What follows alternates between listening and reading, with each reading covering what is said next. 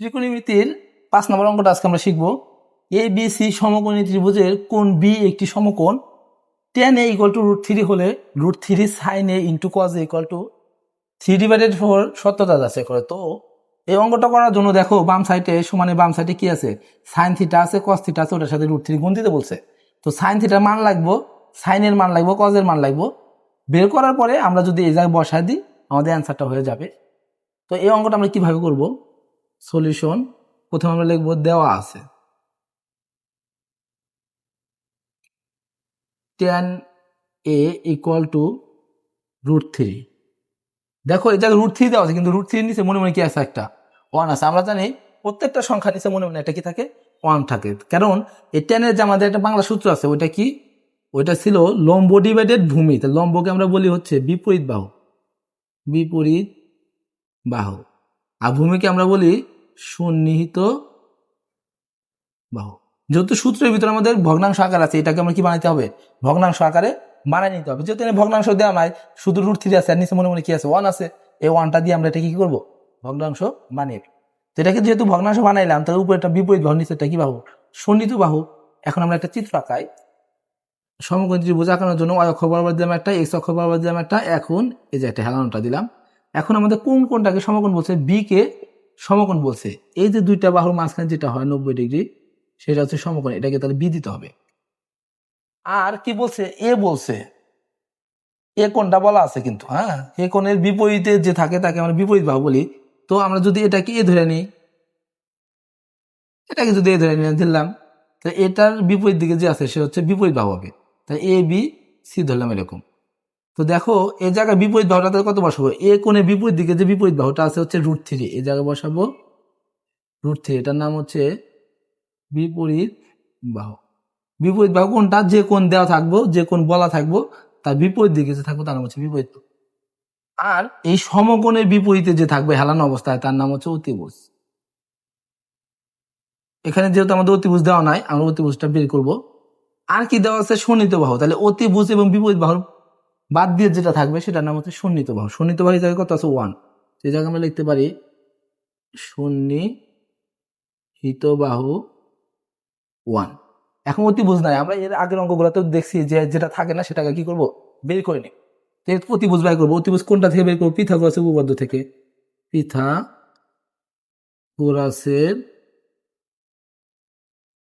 উপপাদ্য অনুসারে, পিথাগোরাসের উপপাদ্য অনুসারে অতিভুজের সূত্রটা আমরা কি জানি, অতিভুজ ইকুয়াল টু, সরাসরি লিখি, অতিভুজ ইকুয়াল টু √, বিপরীত বাহু স্কয়ার, বিপরীত বাহু স্কয়ার প্লাস সন্নিহিত বাহু স্কয়ার। তো সূত্রটা লেখার পরে বিপরীত বাহু কত দেওয়া আছে, বিপরীত বাহুটা দেওয়া আছে √3। তাহলে এই জায়গায় আমরা বসাবো √3, তারপর স্কয়ার প্লাস এখানে সন্নিহিত বাহুটা কত দেওয়া আছে, 1। তাহলে 1 এর উপর স্কয়ার। এখানে √3 আর স্কয়ার কাটা যায়, কি হয়ে গেল, শুধু 3। স্কয়ার আর রুট কাটা যায়, কি হয়েছে, 3 হয়েছে। প্লাস 1 এর উপর স্কয়ার করলে কি হয়, 1। তাহলে রুট এই 3 আর 1 গুণ দিলে কত হয়, 4। আর √4 মানে কত, 2। এই যে আমাদের অতিভুজ পেলাম কত, 2। এই জায়গায় আমরা অতিভুজের জায়গায় বসাতে পারি 2। যখন আমাদের 3টা মান বের হয়ে গেছে, তখন আমাদের সাইন বলুক, কস বলুক, আর 6টা অনুপাতে যে কোনো কিছু বের করতে বলুক, আমরা বের করতে পারবো। কিভাবে, এই বাংলা যে সূত্রগুলো আছে সেটার মাধ্যমে। তো এটা মুছে দিই আমরা এখন এখানে যেহেতু সাইন বাই করতে হবে, আমরা সাইন আলাদা করে বের করে নিই। সাইন এ, সরি এই জায়গায় দেওয়া আছে সাইন এ। সাইন এ মানে কি, সাইন মানে আমরা জানি লম্ব ডিভাইডেড অতিভুজ। আর লম্বকে আমরা কি বলি, বিপরীত বাহু, বিপরীত বাহু ডিভাইডেড অতিভুজ। বিপরীত বাহু জায়গায় কত বসাবো, বিপরীত বাহু দেওয়া আছে √3, উপরে √3, নিচে অতিভুজ, অতিভুজ কত দেওয়া আছে 2। তাহলে আমরা কি বের করলাম, সাইনের মান বের করলাম। এখন আমরা কজের মানটা বের করব। তো কজের মানটা সেম ভাবে, কজের যে আমার সূত্র আছে, কজ মানে আমরা কি জানি, কজ মানে আমরা জানি কিন্তু ভীতু অতি, ভূমি ডিভাইডেড অতিভুজ।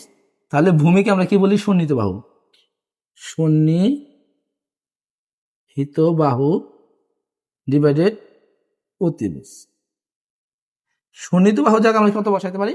সুনিত বাহুর জায়গায় এই জায়গা আছে 1, এই জায়গায় 1 বসাবো, এবং অতিভুজের জায়গায় দেখো এই জায়গায় 2 দেওয়া আছে, এই 2টা আমরা অতিভুজের জায়গায় বসিয়ে দিই। তাহলে দেখো আমাদের সাইনের মান বাড়াইলো কত? √3/2, আর কজের মান বাড়াইলো কত? হাফ। এখন এই জায়গায় যদি আমরা বসাই দিই আমাদের অঙ্কটা বেড়ে যাবো। তাহলে এটা কত বেরিয়েছে আমরা একটু লেখা রাখি। সাইন এ কত বেরিয়েছে? √3/2, আর কজ এ বেরিয়েছে হাফ। এই দুইটা মান বের করে নিয়েছি। কিন্তু এখন আমরা এই যে left hand side equal to right hand side কি বের করতে বলছে? সত্যতা যাচাই করতে বলছে। এখন আমরা লেফট হ্যান্ড সাইড উঠাবো। এটা কিন্তু আমি সাইডের রেখে দিচ্ছি, তোমরা কিন্তু ওটার পরে ধ্যান করবা যে লেফট হ্যান্ড সাইড কি √3 sine A into cos A. তা দেখো √3 থাকবে ইন্টু এই সাইনে মানে কত? সাইনে পাইছি √3/2, তাহলে এটাকে বসাতে পারি √3/2 ইন্টু কজে পাইছি কত? কজে পাইছি 1/2। এখন এখানে কি করব? উপরের সাথে উপরে গুণ, নিচের সাথে নিচে গুণ। দেখো একটা ভগ্নাংশ আছে আর একটা ভগ্নাংশ আছে, আর একটা ভগ্নাংশ নাই, গুণ দিতে বসে। একটা লাইনে একটা ভগ্নাংশ থাকলে সবগুলাকে ভগ্নাংশ করতে হয়, করার পরে গুণ দিতে হয়। গুণের নিয়মটা কি? উপরের সাথে উপরে, নিচের সাথে নিচে। তো এটা নিচে কেউ নাই, মানে মনে মনে 1 আছে। কি আছে? আর নিচে মনে মনে একটা 1 আছে। তাহলে এই 1 2 আর 2 গুণ দিলে কত হয়? 4। আর √3 আর 1 গুণ দিলে কি হয়? √3 আর √3 গুণ দিলে কি হয়? দেখো √3 গুণন √3, তাহলে কি হইতেছে?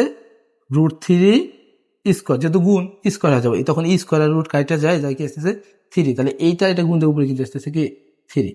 তাহলে আমাদের এই লেফট হ্যান্ড সাইডের যে কাজটা ছিল, এই কাজটা করে আমরা কত পেলাম? 3/4। আর দেখো এই যে ডাইন সাইডে কি আছে? 3/4। তার মানে এই জায়গায় আমরা লিখতে পারি রাইট হ্যান্ড সাইড। আর এটা কি করতে বলছে? সত্যতা যাচাই করো। এই জায়গায় আমরা লিখবো সত্যতা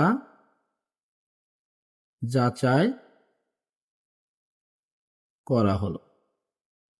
আমরা এইভাবে এই 5 নম্বর অঙ্কটা মনে রাখা। 6 নম্বর অঙ্কের যে ক নাম্বারটা আছে প্রমাণ কর, এই প্রমাণের অঙ্কগুলো আজকে আমরা করবো।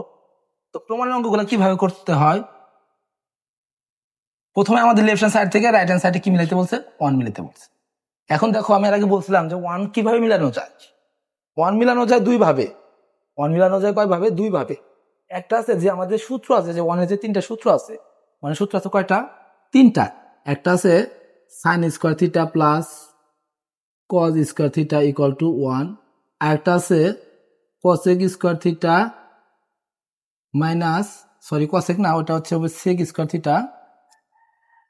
Square theta minus tan square theta equal to 1। একটা আছে cosec square theta minus cot square theta equal to 1।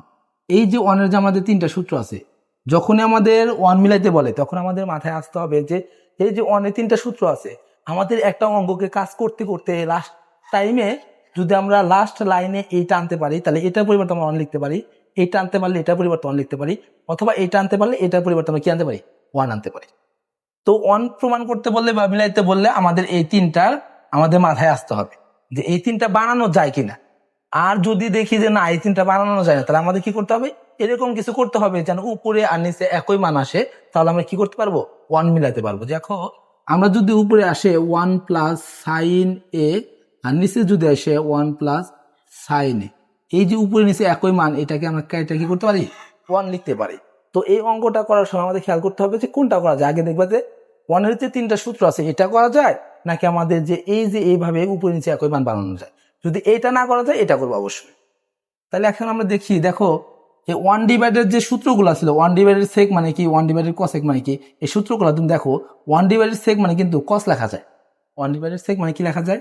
কস লেখা যায়। আর 1 ডিভাইডেড কসেক এটা মানে কিন্তু সাইন লেখা যায়। দেখো এই 3টা সূত্রের মধ্যে সাইন আর কস দিয়ে কিন্তু একটা 1 এর সূত্র আছে। তার মানে অবশ্যই আমাদের এটা লাস্ট লাইনে এটাই না 1 করতে হবে। তাহলে এটা আমরা বিপরীতে সূত্র করব। তো এখানে আমরা লিখি সলিউশন, লেফট হ্যান্ড সাইড দিয়ে উঠাই 1 divided sec square A plus 1 divided cosec square A. 1 divided sec মানে একটা কিন্তু সূত্র ছিল, 1 divided sec theta equal to সূত্র ছিল আমাদের 1 ডিভাইডেড সেক মানে ছিল কস থিটা। এটা একটা কিন্তু সূত্র মুখস্থ করতে হবে তোমাদের। 1/6 থিটা মানে কি থিটা? Cos theta. তাহলে এখানে যেহেতু স্কোয়ার আছে, দেখো এখানে কিন্তু স্কোয়ার ছিল না, যেহেতু আমাদের প্রশ্নের ভিতর এখানে স্কোয়ার আছে, তার মানে আমাদের এই জায়গায়ও কি দিতে হবে? স্কোয়ার দিতে হবে। তাই 1/6 স্কোয়ার ইকুয়াল টু আমরা লিখতে পারি কসেক স্কোয়ার থিটা। এটা পরিবর্তে আমরা লিখতে পারি কস স্কোয়ার থিটা প্লাস এখানে 1/কসেক, 1/কসেক। তো এখানে 1/কসেক মানে ছিল সাইন থিটা। যেহেতু এখানে স্কোয়ার আছে, তাহলে এখানে আমরা কি দেবো? স্কোয়ার দিব। তার মানে এটা কি আসতেছে? Sign square theta. তাহলে এটা পরিবর্তে আমরা লিখতে পারি সাইন স্কোয়ার থিটা। এখন এটা যদি আমরা সাজায় লিখি, এটাকে যদি আগে দিই, এটাকে যদি পরে দিই, যোগ বিয়োগের ক্ষেত্রে তো আগে পরে দিলে কোনো সমস্যা নাই। সাইনটাকে আগে আনলাম, কসটাকে পরে দিলাম। এখন দেখো sign square theta plus cos square theta equal কি লেখা যায়? 1। আর এটাই আমাদের রাইট হ্যান্ড সাইডে মিলাইতে বলছে, তাই আমরা লিখি রাইট হ্যান্ড সাইড। প্রমাণ করতে বলছে, এখানে আমরা লিখি PROVED, প্রুভড। একইভাবে আমরা 6 খ নাম্বারটা করবো। 6 খ নাম্বারটা দেখো কি বলা আছে, যে 1/cos square a minus 1/cot square equal to 1। তো এই তিনটা সূত্র দেখো, আমরা 1/cos এর পরিবর্তে লিখতে পারি sec, আর 1/cot এর পরিবর্তে লিখতে পারি tan। তার মানে আমাদের এটা করতে হবে, 2 নাম্বারটা করতে হবে। হ্যাঁ, তাহলে প্রথমে আমরা যে প্রশ্নটা দেওয়া আছে, এটাকে আমরা লেফট হ্যান্ড সাইড দিয়ে উঠাবো। Left hand side 1/cos square a minus 1/cot square a। 1/cos মানে কি? 1/cos লেখা যায় sec square a, R 1/cot মানে কি লেখা যায়? tan square a। sec square a minus tan square a equal কি লেখা যায়? 1। এটা হচ্ছে রাইট হ্যান্ড সাইড প্রুভড। এখানে কিন্তু এটা সূত্র 1/cos ইকুয়াল টু লেখা যায় sec a, এটা সূত্র। এখানে 1/cot ইকুয়াল টু লেখা যায় tan। যেহেতু এখানে cos এর উপর স্কয়ার আছে, সেজন্য sec এর উপর স্কয়ার হয়েছে। যেহেতু এখানে cot এর উপর স্কয়ার আছে, সেজন্য tan এর উপর স্কয়ার হয়েছে।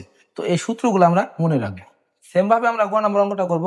গ নম্বর অঙ্কটা আমরা তুলবো left hand side equal to 1/sin square a minus 1/tan square a।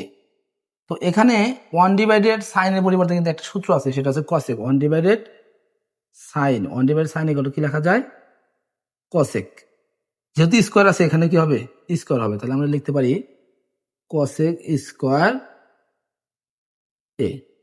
R 1/tan এর একটা সূত্র আছে cot। 1/tan